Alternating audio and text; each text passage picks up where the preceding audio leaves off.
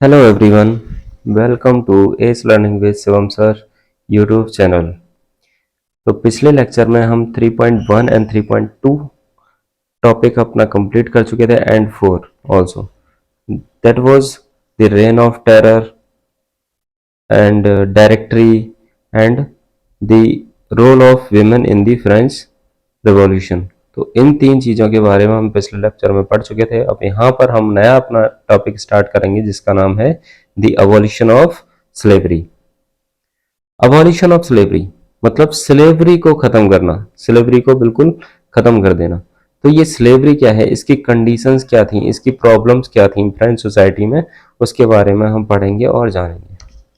चलिए स्टार्ट करते हैं। तो ये जो स्लेवरी थी, one of the most revolutionary social reforms of the Jacobin club. Jacobin club हम जानते हैं, जो जैकोबिन क्लब ने गवर्नमेंट बनाई थी वो बनाई थी कन्वेंशन गवर्नमेंट। तो जो कन्वेंशन गवर्नमेंट थी उसका सबसे अच्छा जो स्टेप माना जाता है वो ये माना जाता है कि इन्होंने स्लेवरी को अबॉलिश करने में बहुत बड़ा योगदान इनका रहा। जो कि फ्रेंच सोसाइटी में स्लेवरी जो बहुत ही बड़े पैमाने पर चला करती थी उसको इन्होंने कंट्रोल किया, अबॉलिश किया। स्लेवरी का क्या कारण रहा, इसको स्लेवरी को यूज ही क्यों किया गया, स्लेवरी को लाया ही क्यों गया, तो उसके बारे में थोड़ा देखेंगे। फ्रेंच कॉलोनीज थी कहाँ पर, कैरिबियन, कैरिबियन जो कि सेंट्रल अमेरिका की प्लेस है, वहाँ पर इनको माना जाता है, जो कैरिबियन आइलैंड्स है। तो यहाँ पर कुछ प्लेस हैं जैसे Martinique, Guadeloupe and San Domingo. ये प्लेसेस थे, यहाँ पर प्लांटेशन बहुत ही अच्छी मात्रा में होता था क्योंकि यहाँ का जो वेदर है वो इन प्लांटेशन के लिए सुटेबल था, जिसकी वजह से यहाँ पर प्लांटेशन अच्छा हो पाता था। जैसे कि tobacco, indigo, sugar and coffee cultivate किए जाते थे कहाँ पर, इन कैरिबियन आइलैंड्स पे। European were not ready to work, Europe, लेकिन यूरोप वहाँ पर, यूरोप के जो लोग थे वो वहाँ पर वर्क करने के तैयार नहीं थे। उसका रीज़न ये था कि जो वहाँ की कंडीशन थी, कैरिबियन की जो वेदर कंडीशन थी वो वहाँ यूरोपियंस के लिए सुटेबल नहीं थी, इसलिए वो वर्क वहाँ पर नहीं करना चाहते थे। दूसरा रीज़न ये कि वो अपना कंट्री भी नहीं छोड़ना चाहते थे, क्योंकि उनके कंट्री में जो यूरोप में जो यूरोप के जो रहने वाले लोग हैं उनके लिए यूरोप का वेदर सुटेबल था, इस वजह से वो अपना कंट्री भी नहीं छोड़ना चाहते थे। यही कारण बना किसका, ट्रायंगुलर स्लेव ट्रेड का। ये एक ट्रायंगल है जो थ्री कंट्रीज के, या कह सकते हैं थ्री प्लेसेस के बीच में बनता है स्लेव ट्रेड की वजह से। कैसे, ये जो स्लेव ट्रेड है वो स्टार्ट होता है 17th सेंचुरी में। किसके बीच में, यूरोप, अफ्रीका एंड अमेरिका के बीच में। फ्रेंच के जो मर्चेंट्स हुआ करते थे वो सेल करते हैं, कहाँ से सेल करने का मतलब है, ये जो पोर्ट हुआ करता था बॉर्डवे, बॉर्डवे एंड और नैंटिस, ये जो पोर्ट्स हुआ करते थे, यहाँ से फ्रेंच के मर्चेंट्स यहाँ से अपनी जर्नी स्टार्ट करते हैं। वो पहुँचते हैं अफ्रीकन कोस्ट पर और अफ्रीकन कोस्ट से वो खरीदते हैं कुछ स्लेव्स। किससे, ये जो स्लेव्स को खरीद फरोख्त किया करते थे वो किया करते थे वहाँ का जो लोकल चीफ्टेंस हुआ करते थे, वहाँ के जो लोकल चीफ्टेंस हुआ करते थे वो इन स्लेव्स की खरीद फरोख्त करते थे, कहाँ से, अफ्रीकन कोस्ट से। अब जब अफ्रीकन कोस्ट से उनको खरीदा जाता था तो उनको ब्रांडेड मतलब उन पर मोहर लगाई जाती थी, और मोहर लगाने के बाद उनको सैकल मतलब जंजीरों में जकड़ा जाता था। जंजीरों में जकड़ने के बाद उनको शिप के कंटेनर में टाइटली पैक कर दिया जाता था, और पैक करने के बाद वो शिप वहां से अफ्रीकन कोस्ट से चलना शुरू करता है, और कैरिबियन आइलैंड तक पहुंचने में उसे 3 महीने की जर्नी अपनी कंप्लीट करनी पड़ती है। 3 महीने के बाद वो कैरिबियन पहुंचते हैं, और कैरिबियन पहुंचने के बाद उन स्लेव्स को जो प्लांटेशन ओनर्स हुआ करते थे उनको बेच दिया जाता है। बेच तो देते हैं लेकिन खरीदेगा कौन, इनको खरीदने वाले जो थे वो प्लांटेशन ओनर्स थे, जो वहाँ पर प्लांटेशन का वर्क फील्ड को जो कंप्लीट कर रहे हैं, फील्ड प्लांटेशन जो करवा रहे हैं उनको, इनको इन स्लेव्स को बेच दिया जाता है to meet the growing demand in European markets. अब अमेरिका में प्लांटेशन हो रहा है लेकिन इसकी जो डिमांड है वो पूरी की जा रही है कहाँ पर, यूरोपियन कंट्रीज में। यूरोपियन कंट्रीज में प्लांटेशन जैसे टी, टोबैको, इनकी बहुत ही ज़्यादा डिमांड थी, जिसकी वजह से प्लांटेशन करना पड़ा। और वेदर सुटेबल इनके लिए कहाँ पर था, अमेरिकाज में। तो अमेरिकाज में लोग चाहिए काम करने के लिए, प्लांटेशन करने के लिए, प्लांटेशन की खेती करने के लिए, तो उसके लिए यूज़ किया गया इसका स्लेव्स का, जिसकी वजह से जो वेडर एंड नेंटिस जो पोर्ट हुआ करते थे वो बहुत ही ज़्यादा प्रॉस्पर हो जाते हैं, डेवलप हो जाते हैं। वहाँ की जो इकोनॉमिक कंडीशन है वो बूस्ट कर जाती है, किसकी वजह से, स्लेव ट्रेड की वजह से। स्लेव्स जो 18th सेंचुरी था, 18th सेंचुरी में हमने देखा था कि लुइस 16 का राज हुआ करता था। फ्रांस का जो किंग था वो लुइस 16 था। तो लुइस 16 ने स्लेवरी के ऊपर कोई भी काम नहीं किया, क्योंकि वो तो उसको तो फायदा ही था, प्रॉफिट हो रहा था मर्चेंट्स का, जितना ज़्यादा प्रॉफिट है उसके बाद उतना ज़्यादा टैक्स आएगा। और दूसरा ये कि फ्रांस का जो किंग था उसके अंदर स्लेव्स के प्रति कोई भी दया भावना नहीं थी, तो उसने इसको स्लेवरी को अबॉलिश करने का कोई भी स्टेप नहीं लिया। नई गवर्नमेंट आती है नेशनल असेंबली 1789 में। जो थर्ड स्टेट के प्रॉस्परस मेंबर्स थे वो नेशनल असेंबली में इंक्लूड हुआ करते थे। तो इसकी वजह से जो प्रॉस्परस मेंबर्स हैं थर्ड स्टेट के, वो कहीं ना कहीं डिपेंड थे किसके, स्लेवरी के ऊपर। क्यों? क्योंकि जो थर्ड स्टेट के मेंबर्स, वेल्दी मेंबर्स थे, वो मर्चेंटाइज में इन्वॉल्व थे। अब मर्चेंटाइज को ही तो प्रॉफिट हो रहा है स्लेवरी से, क्योंकि मर्चेंटाइज का जो प्रॉफिट हो रहा है वो कहीं ना कहीं स्लेवरी, जो स्लेव्स जो वर्क कर रहे हैं उसी से आ रहा है। तो इसकी वजह से इन्होंने कोई भी लॉ ऐसा पास नहीं होने दिया। नेशनल असेंबली ने अगर कोई लॉ पास करना भी चाहा तो इन मेंबर्स के अपोजिशन की वजह से वहां पर लॉ पास नहीं हो पाते हैं। Finally the convention. कन्वेंशन जैसा कि हम जानते हैं, कन्वेंशन जो गवर्नमेंट आई थी वो जैकोबिन क्लब्स के आई थी, और जैकोबिन क्लब जो बना हुआ था वो लोअर थर्ड स्टेट के लोअर क्लास के जो लोग थे उनसे बना हुआ था। तो इन 1794 में एक लॉ पास किया जाता है जिसके अकॉर्डिंग सभी स्लेव्स को फ्री कर दिया जाता है। लेकिन ये जो स्लेवरी को फ्री किया गया, स्लेवरी को अबॉलिश किया है, ये ज़्यादा समय तक टिकता नहीं है, क्योंकि कुछ ही टाइम बाद हम देखते हैं कि नेपोलियन जो है अपनी गवर्नमेंट बना लेता है 1804 में। और 1804 में वो अपनी गवर्नमेंट बनाने के बाद में अब जो स्लेवरी सिस्टम है उसको री इंट्रोड्यूस कर देता है। इसको री इंट्रोड्यूस करते ही जो अफ्रीकन नेग्रोज हुआ करते थे उनको स्लेव बना लिया जाता है, किसके द्वारा, प्लांटेशन ऑनर्स के द्वारा। ये नेग्रोज कौन है? नेग्रोज जो सहारा एरिया है अफ्रीका का, उसके सदर्न पार्ट में जो लोग हुआ करते थे अफ्रीकन ओरिजिन, उनको बोलते हैं अफ्रीकन नेग्रोज। तो इनको स्लेव बना लिया जाता है किसके द्वारा, प्लांटेशन ऑनर्स के द्वारा। जो कि स्लेवरी अबॉलिशन की जो हम बात कर रहे हैं वो फ्रांस में इसके बाद देखा गया कि फाइनली इन 1848, मतलब 1848 में जो स्लेवरी है वो पूरी तरीके से ख़त्म हो जाती है। इससे पहले स्लेवरी के लिए स्टेप्स तो लिए गए लेकिन वो यूज़फुल यानी कि कारगर नहीं रहे। तो स्लेवरी फाइनली जो अबॉलिश होती है कम्प्लीटली पूरी तरीके से, वो होती है 1848 में, जहाँ पर फ्रेंच कॉलोनीज में पूरी तरीके से स्लेवरी ख़त्म कर दी जाती है ना। हमारा जो नेक्स्ट टॉपिक है वो है the revolution and everyday life.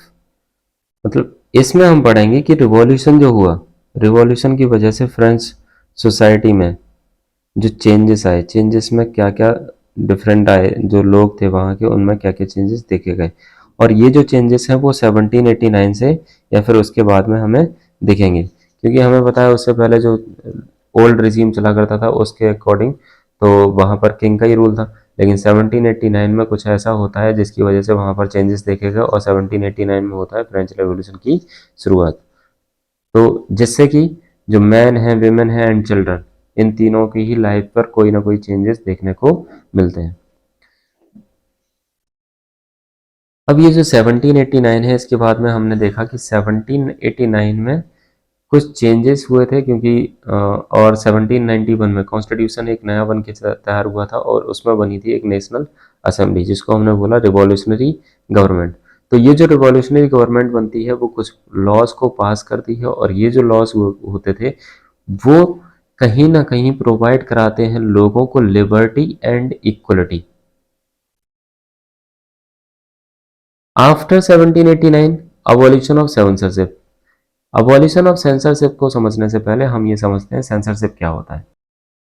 Censorship एक प्रोसेस है जिसके थ्रू जो भी ऑब्जेक्ट मार्केट में आ रहे हैं, जो भी ऑब्जेक्ट लोगों के बीच में आ रहे हैं, जैसे न्यूज़पेपर्स हो गए, प्लेज हो गए, बुक्स हो गई, तो ये सब जितना भी ऐसा पार्ट होगा इनका जो ऑब्जेक्शनेबल होगा लोगों के अकॉर्डिंग, या फिर जो भी लीडर है उसके अकॉर्डिंग ऐसा लगता है कि अगर ये बात लोगों के बीच में पहुंचेगी तो कहीं ना कहीं हमारी इमेज बिगड़ेगी, तो उस पार्ट को वो क्या करेगा, कट ऑफ कर देगा। तो इसी को बोलते हैं सेंसरशिप। ये क्या है, एक प्रोसेस है। किसी पार्ट, ऐसे पार्ट को, ऑब्जेक्शनल पार्ट को कट ऑफ करने का जो प्रोसेस होता है उसको बोलते हैं सेंसरशिप। अब ये जो 1789 के बाद में अबॉलिशन ऑफ सेंसरशिप आया, मतलब अब सेंसरशिप को अबॉलिश कर दिया गया, इसके अंदर होगा क्या, जो ओल्ड रिजीम हुआ करता था, ओल्ड रिजीम में कोई भी बुक्स प्रिंट होगी, कोई भी न्यूज़पेपर प्रिंट होगा, कोई भी प्ले प्रिंट होगा, तो उसके लिए क्या होगा, सबसे पहले प्री अप्रूवल लेना पड़ेगा, किसका, किंग का। किंग हर एक मटेरियल को देखेगा कि उसमें कहीं ऐसी कोई चीज तो नहीं है जो हमारे राज्य को, हमारे जो किंग, हमारा जो रूल है उसको अपोज कर रही है, तो उसको वो कट ऑफ करेगा, उसके बाद में प्रिंट करने की परमिशन देगा। तो इस चीज को ओल्ड रिजीम के बाद में 1789 में अबॉलिशन कर दिया जाता है, और अबॉलिशन करने के बाद में जो हमने देखा था कि 1791 का जो कॉन्स्टिट्यूशन पास हुआ था उसमें declaration of the rights of man and citizen दिया गया था, मैन और वुमेन दिया गया था। तो इसमें क्या था, मतलब जो बेसिक राइट्स होते हैं लोगों के वो इसमें प्रोवाइड कराए गए थे। पूरा एक डिक्लेरेशन आया था जिसके अंदर फ्रीडम ऑफ स्पीच था एंड एक्सप्रेशन, मतलब अब कोई भी जिसको अपने व्यूज रखने हैं वो लोगों के सामने रख सकता है, बोल सकता है, एक्सप्रेस कर सकता है। तो इसको बोला गया था to be a natural right, मतलब ये क्या है, प्राकृतिक राइट्स हैं, ये हर एक ह्यूमन के पास ये राइट होने चाहिए कि वो अपनी बात लोगों के सामने रख पाए बिना डरे हुए। पर क्योंकि अब जो है सेंसरशिप अबॉलिश कर दी गई थी, तो इसकी वजह से बहुत सारे मात्रा में newspapers, pamphlets, books and printed pictures बहुत सारी मात्रा में छपने लगी, जिसकी वजह से एक ऐसा दौर आया कि एक तरीके से फ्लड आ गया। तो फ्लड आने का मतलब है बहुत ही बड़े पैमाने में इनका छपना शुरू हो गया। flooded the towns of France from where they traveled rapidly into the countryside। अब ये इतने ज़्यादा मात्रा में छपने लगे थे कि अब ये इनका जो मूवमेंट था वो किस तरफ हो गया, कंट्री साइड की तरफ भी हो गया। यानी कि अब जो मूवमेंट, अब जो प्रिंट छप रहे थे, ये जो न्यूज़पेपर्स, पैम्पलेट्स, बुक्स, ये अब कंट्री साइड तक अपनी पहुंच बना रहे थे। इन सभी में वो सब बातें की गई जो कि चेंजेस देखे गए थे किसमें, फ्रांस में जो भी चेंजेस हुए, जो भी इवेंट्स हो रहे हैं, उन सब के बारे में डिस्कस किया गया था इन चेंजेस यहाँ पर। अब क्योंकि सेंसरशिप को अबॉलिश कर दिया गया है तो प्रिंट मीडिया जो हुआ करती थी उसको भी फ्रीडम मिल गया। अब जब उसको फ्रीडम मिल गया तो वो अपना व्यू जिसको भी अपोज करना चाह रहे हैं, जो भी अपने आइडियाज एक्सप्रेस करना चाह रहे हैं, उन सबको राइट मिल गया, अब वो फ्रीली कर सकते हैं। Each side sought to convince the others of its position through the medium of print। मतलब अब हर एक लोग क्या कर सकते हैं, अपनी आवाज रख सकते हैं, अपना व्यू लोगों के सामने रख सकते हैं मीडियम ऑफ प्रिंट के थ्रू। Play songs and festive processions attracted large numbers of people. Plays हुए, सॉन्ग्स हुए, फेस्टिव प्रोसेशंस हुए, इसकी वजह से क्या हुआ, बहुत सारे लोगों को अपनी तरफ इन्होंने अट्रैक्ट किया, किसने, इन मीडियम में। यही रीज़न रहे जिसकी वजह से अब जो लोग हैं लिबर्टी और जस्टिस, जो आइडियाज़ दिए गए थे पॉलिटिकल फिलोसफर्स की तरफ से, जैसे कि हमने प्रीवियस चैप्टर में, प्रीवियस टॉपिक्स में पढ़े थे, जो पॉलिटिकल फिलोसफर्स थे उनके जो आइडियाज़ थे वो लोगों तक पहुँचे, लोगों ने इनको पढ़ा, लोगों ने जाना और इससे लोग एजुकेट हुए।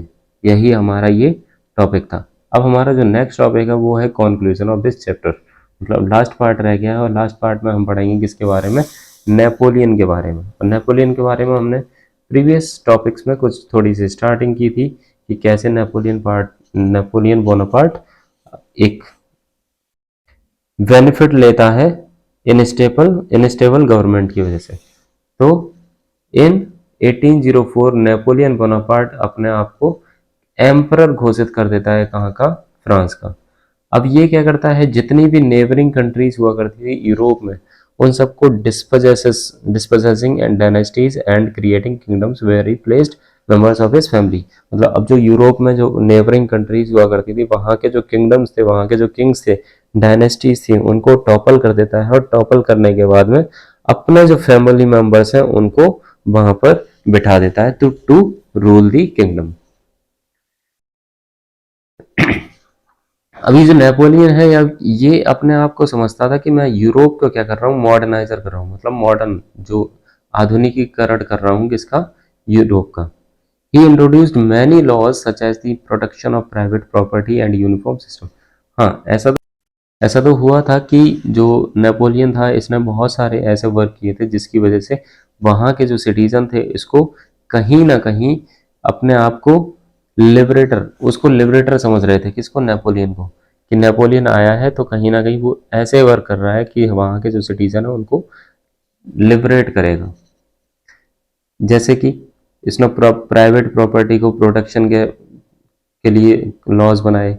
Uniform system of weights and measures, मतलब जो भी वेट्स और मेजर्स हुआ करते थे उसको डेसिमल सिस्टम के अंदर यूनिफॉर्म कर दिया गया। जितना भी यूरोपियन कंट्रीज थे उनमें सब में यूनिफॉर्म कर दिया, मतलब हर जगह पर जो वेट और मेजर्स होंगे वो एक ही तरीके के होंगे। बहुत सारे लोग थे जो शुरुआत में इसको लिबरेटर की तरह देख रहे थे, मतलब इसको ऐसे देख रहे थे कि अब यही है हमारा मसीहा और यही हमें हर चीज़ से, हर परेशानी से आज़ाद करेगा। लेकिन बहुत ही जल्दी जो नेपोलियनिक आर्मी थी came to be viewed everywhere as an invading force, मतलब हर जगह इसको कैसे देखने लगा कि ये क्या है, एक इन्वेडिंग फोर्स है जो कि हर किसी पर कब्जा करना चाहती है, अपना फोर्स, अपने पावर जमाना चाहती है। He was finally defeated at Waterloo. Waterloo जो कि एक कह सकते हैं नेदरलैंड के पास में एक जगह है वाटरलू, वहाँ पर 1815 में इसको हरा दिया जाता है by the forces, by the other forces मतलब जो अपर पार्ट में जो और भी किंगडम्स हुआ करते थे वहाँ के रूलर्स एक साथ मिल जाते हैं और इसको वाटरलू जो बैटल हुई थी वहाँ पर इसको हरा दिया जाता था। कब? 1815 में। Many of his measures that carried revolutionary ideas of liberty and modern laws to other parts of Europe had an impact on people long after Napoleon had left। मतलब इसने जो लॉज इम्प्लीमेंट किए थे, जो चेंजेस लाया था, इसकी वजह से वहाँ के जो लोग थे वो लंबे समय तक वहाँ पर उसके लिए चेंजेस बने रहते हैं, लोगों के इफेक्ट करते रहते हैं, प्रभाव डालते रहते हैं उन चेंजेस। अब एक चीज़ समझने वाली है कि जो राइट्स, जो लिबर्टी और डेमोक्रेटिक राइट्स जो फ्रेंच रिवॉल्यूशन से आए थे, वो केवल यूरोप में नहीं, पूरे वर्ल्ड में ही एक लीगेसी बन गई। लीगेसी मतलब एक जगह से जो शुरुआत होती है वो हर जगह अपनाई गई। इसकी शुरुआत पहले फ्रांस से होती है, फ्रांस से फिर बाद जो यूरोपियन कंट्रीज थी उनमें सभी में लिबर्टी, फ्रेटर्निटी वगैरह जो कॉन्सेप्ट हमारे इंडियन कॉन्स्टिट्यूशन में भी हैं वो भी अपनाए जाते हैं। और साथ में जब यूरोपियों में ये सब घटनाएं देखी गई हैं उसके बाद में पूरा वर्ल्ड धीरे धीरे इनको अपनाना शुरू कर देता है। धीरे धीरे जो फ्यूडल सिस्टम चला करता था कॉलोनाइज्म, उसको भी ख़त्म कर दिया जाता है और colonised people rework the idea of freedom from bondage into their movements to create a sovereign nation state. मतलब जो बॉन्डेड स्टेट हुआ करते थे, जो कंट्री हुआ करते थे, किसके? कॉलोनाइज्ड जिनको किया गया था, वो धीरे धीरे अपने सॉवरेन नेशन की तरफ बढ़ना शुरू कर देते हैं। जिसमें दो एग्जाम्पल दिए गए हैं हमारे इंडिया से ही, टीपू सुल्तान एंड राम मोहन रॉय। ये वो दो एग्जाम्पल हैं जो क्या करते हैं, रिस्पॉन्ड करते हैं किसके लिए? Who responded to the ideas coming from revolutionary France. मतलब जो रिवॉल्यूशनरी फ्रांस से जो आइडियाज आए थे, लिबर्टी, फ्रेटर्निटी, फ्रीडम, एक्सप्रेशन, तो इन सबको, ये दो एग्जाम्पल ऐसे हैं जिन्होंने सबसे पहले अपनाना शुरू कर दिया था। कहाँ पर? इंडिया में। आज हमारा ये चैप्टर खत्म होता है। इसी के साथ मैं आशा करता हूँ आप सबको बहुत अच्छे से समझ आया होगा। अगर कहीं भी कोई भी डाउट है तो आप मुझसे सीधे कांटेक्ट कर सकते हैं बाय दी कमेंट सेक्शन। यह आपके लिए 24 घंटे खुला है।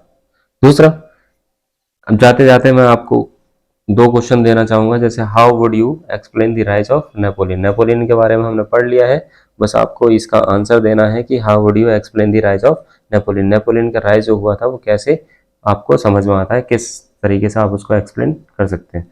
दूसरा, सोर्स एफ एंड सोर्स जी, जो कि पेज नंबर 20 पर दिया गया है, इंटरेस्टिंग सोर्स है, इसीलिए मैं आपको रिकमेंड कर रहा हूँ कि आप उनको जरूर पढ़िएगा।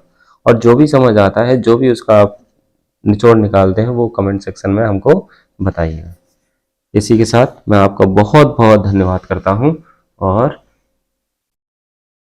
आशा करता हूँ कि आप चैनल को शेयर करेंगे, सब्सक्राइब करेंगे। Thank you.